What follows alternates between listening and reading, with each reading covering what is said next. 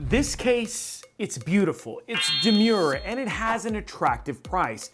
But it's hiding a few secrets. This is the new O11D Mini V2 from Lian Li, and when it comes to serving up canvases for eye-catching PC builds, Lian Li has a tempered glass and metal formula that has dominated the PC DIY space for nearly a decade. But what hidden cost lives behind the mask of this budget-conscious beauty? Well, we're gonna get to the bottom of all that, which is also where we made a surprising discovery right here, right now on Robeytech. After a word from our sponsor. If you've been waiting to deck your desktop with new tech, Newegg's Black November doorbusters are dropping deals on the daily with crazy low prices on everything from laptops, monitors, and motherboards to the latest RTX 50 series GPUs and RX 9000 series GPUs.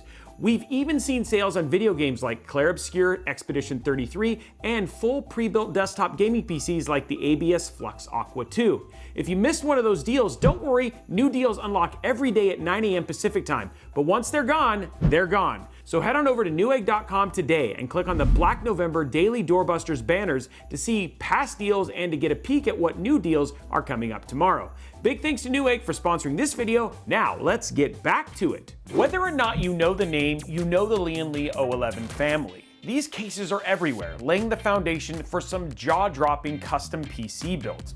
But just like anything else, the people asked, what if we could take that and make it smaller? Well, a few years back, Lian Li introduced the O11 Dynamic Mini to the family, and it was every bit of a shrunken O11 that people had ever dreamed about. Fast forward to today, and the entire family has seen several evolutions, each with small tweaks to the O11 family.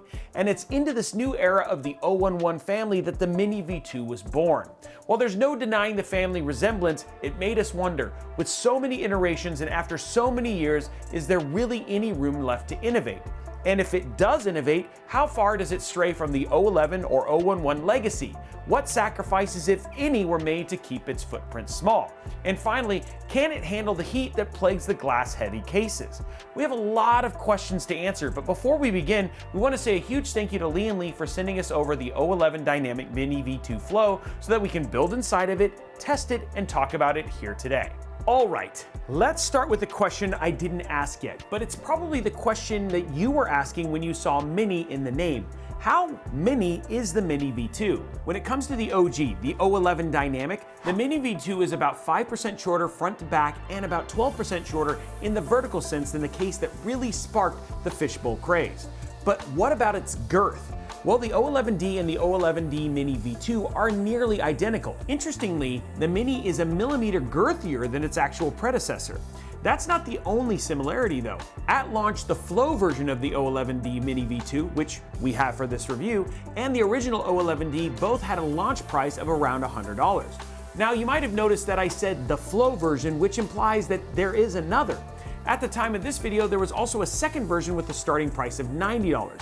See, the big difference between the Flow and non-Flow version is that the Flow comes with 5 120mm reverse blade PWM fans pre-installed, which, to be fair, for $10, a set of case fans is not too shabby, unless you're wanting to replace them. Now, the O11 Mini V2 does make it easy with the removable fan brackets, but it simultaneously makes other things a bit more difficult. So what do the fan brackets make more difficult inside of the Mini V2? Cable management, installing other components, my overall ability to concentrate?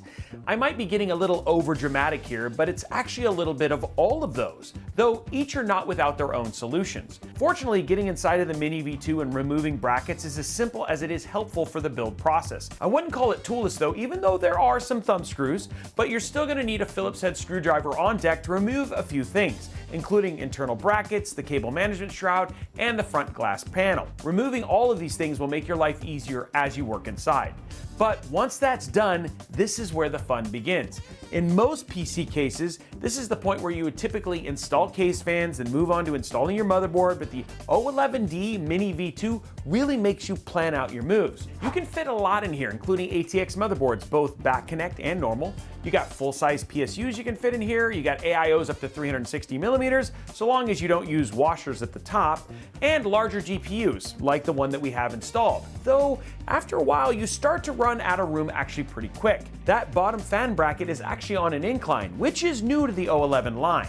That means that once your bottom fans are inside, they block all of the ports on the bottom side of your motherboard. if you're using a standard ATX motherboard, of course. That means if you forget to plug in something like a USB cable or something into that space, it's 3 steps backwards to take 1 step forward. For example, if you're going to vertically mount your GPU, which, by the way, Lian Li does include some of the necessary hardware for doing that, if you want to fix that one mistake, you'll need to remove the rear fan, the GPU, and the bottom fan bracket. Now, we actually ran into this problem with building this PC because we were dealing with this right here, the wireless dongle for the Lian Li fans. To add it actually into the build, we'd actually need to take almost the entire PC apart just to add in the USB at the bottom of the motherboard. To be very clear, this doesn't make the Mini V2 a bad case to build inside of, but a theme that you're going to hear more and more is that it really demands being methodical about your process, or that you have a lot of extra time on your hands for discovery through trial and error as you build. But speaking of discovery, this is where we started learning about a few ways Lian Li is evolving the O11 line. And it all starts with the fans. And no, it's not the ones that you're thinking. Sure, we already talked about the incline at the bottom, which again is new, but what you may not have seen are the 2 plates near the side intake fans that can be removed. You can remove these plates to shift your intake fans either up or down and move them to cover up the sight lines to the back chamber of the case.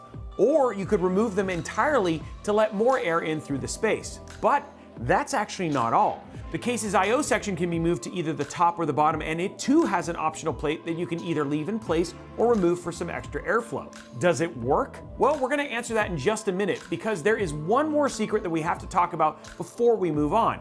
And you wouldn't notice it unless you were looking at the bottom of the case. Remember that problem with forgetting to pull cables through? Well, let's just say you forgot to pull your GPU cable, but you've already removed the fan bracket 3 times, and a 4th, well, it would just break your will. Well, the Mini V2 has a rubber grommet at the bottom of the case to help you pass cables from the back of the case to the front. This is fantastic for those situations like this, or that case where you have like unruly cables that refuse to be contained by the zip ties or the numerous Velcro tie downs that Lian Li includes in the back. They can literally just hang out if you let them. Now, one more note on the cable management here. The rubber grommet and pass-throughs for the cables like the 24-pin power cable are amazing. If you look in the back, there's an adjustable bracket that helps keep your cables in line with the connector. It's a small addition, but it adds a nice touch to the overall aesthetic, because no one likes saggy cables, just like they don't like saggy GPUs. Okay, back to the question, do these secret additions help the Lian Li O11 Mini V2 flow thermally? Because this case has a few options to open up different panels, we need to start with a baseline to know what we're looking at and how thermals look in comparison to other cases. So we're going to show you some test data from the Mini V2 in the out-of-the-box configuration, with the I/O at the case bottom and the plate positions for the fans dead center. But once we've taken a comparative look at it, we'll start removing panels and see what happens. Test specs are on the screen, but TLDR, we're using the same parts, same methodology, and the same Intel power settings as other case reviews that we've done to this point. Now, looking at the CPU load temps, the Mini V2 landed on the warmer side of our chart with an average of just below 77 degrees Celsius. It's not terrible considering how compact a case this actually is. See, these averages landed it near the budget-conscious Vantex Eclipse G370A and the Cooler Master TD500 Mesh V2. As for gaming, the Mini V2 was far cooler, with an average right at 43 degrees Celsius. The Mini V2 squeezed right between 2 other glass and metal kings, the Antec C7 and the Montec King 95. Interestingly, even though it's a smaller case, it looks like the Mini V2 outperformed the other O11 cases in gaming, at least on the CPU front. But what about the GPU temps? I mean, a full-size GPU in a small space has gotta be cooked, right? Well, not so much. When we look at the GPU temps, the Lian Li O11 Mini V2 Flow kept our test GPU at an average of just over 65 degrees Celsius while under GPU load. Those temps positioned it near cases like the TD500 again and the Gambius Atlas M1.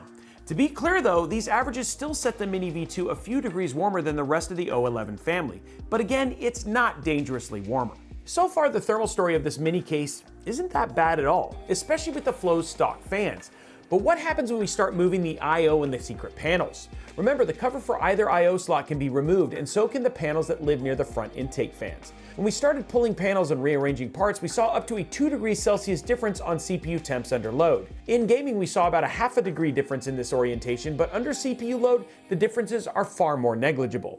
Now the same is pretty much true for our GPU in gaming. With a little over a 1 degree difference, there really wasn't a clear winner for plate and I/O orientation here. So overall, we do see some improvements in the different scenarios, but none of these would cause the case to fail thermally, nor do they actually dramatically change the story. But if thermals don't change the story, the price seems right comparatively, and the Mini V2 has some new tricks, are there any hidden costs to this case that you should be aware of?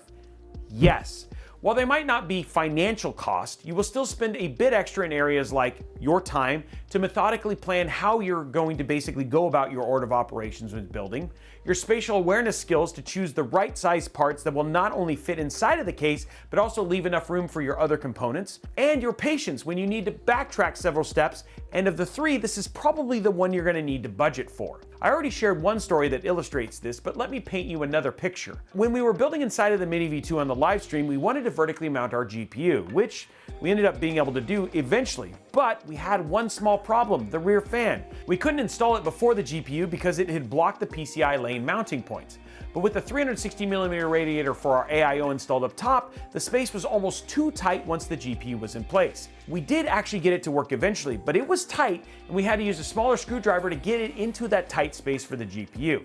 With that in mind, if we ever wanted to remove the GPU, we would need to remove the back fan first and then possibly loosen our radiator to slide it away from the fan first.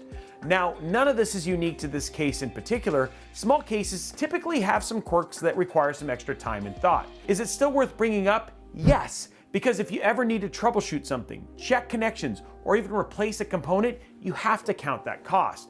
It will take an extra couple steps to make that happen, and sometimes that means uninstalling and reinstalling components to make it happen. Again, it's not huge, but it is noteworthy. I guess there really is only one question left to ask. Would we recommend the Lian Li O11D Mini V2 as your next PC case? If you're looking to build a PC that has the potential to be as beautiful as it is compact, then yes, we do recommend the Mini V2.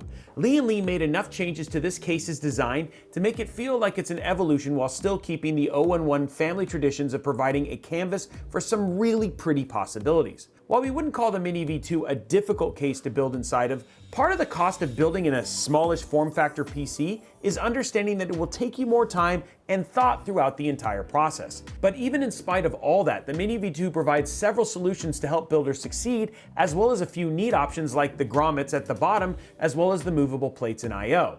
And the results? Well, we'll leave it up to you for you to decide if you like them. Those were our thoughts on the Lian Li O11 Mini V2 Flow, but we want to know what you think. What do you think about the overall aesthetic? Where would you put the I/O if you were using this case? And what features from the Mini V2 would you like to see carried over into the bigger models? Let us know all that in the comments below. Now, if you like this video or you learned something, we'd love it if you'd like, subscribe, and ring that notification bell. We have a lot more content like this coming here on Robeytech, Robeytech Live, and all of your favorite social media platforms. And hey, if you have questions or you want to talk about this video, hop into our Discord server over at discord.gg/Robeytech. Thank you so much for watching this, and if you made it this far, we look forward to seeing you on the next one.